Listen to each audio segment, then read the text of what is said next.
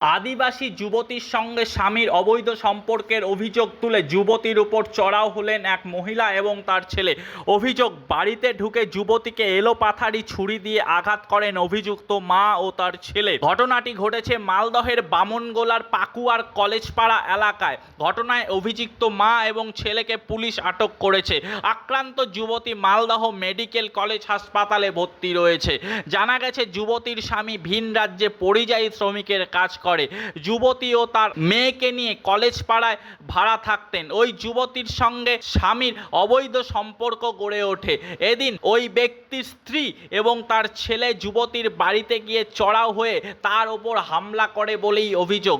Police আক্রান্ত যুবতীর অভিযোগের ভিত্তিতে তদন্ত শুরু করেছে। আপনার গ্রামের রিনামাটির বাড়ি হচ্ছে আমাদের গ্রামে। আমার নাম তো প্রদীপ কুমার সরকার। ওনার মেয়েটার বাবা হচ্ছে ধুনিরাম মাহাদি, আমাদের শামসাম গ্রামে মদ্রামতি জিপি বাবনগোলা থানা। এবার ওই মেয়েটা বিবাহিত সূত্রে ভাড়া ছিল পাকুয়াতে, কলেজের পেছন পাড়ায়।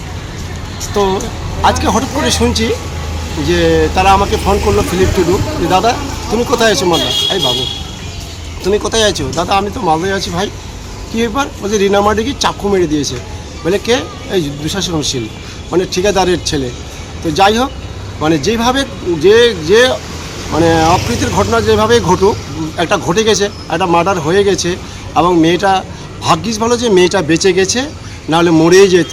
তাই এই আমি গ্রামবাসী হিসাবে বলবো, এবং কি আমরা মন্ত্রীকে সঙ্গে সঙ্গে রেসপন্স দিয়ে দিলাম যে যাতে এই আসামির, মানে যারা রিনামাটিকে মারলো আজকের দিনে, তাদের যেন আইন মাফিক কঠোর থেকে কঠোরতম শাস্তি। মারার কারণটা কি কারণে? কারণটা অবৈধ সম্পর্কে একটা সন্দেহমূলক হয়েছে। কার সাথে কার? ওই ঠিকাদারের সঙ্গে ওনার ছেলে, ওনার বাবার। এই জন্য একটা রাগ বশীভূত হয়, এই জন্য ওকে সন্দেহ করেছে।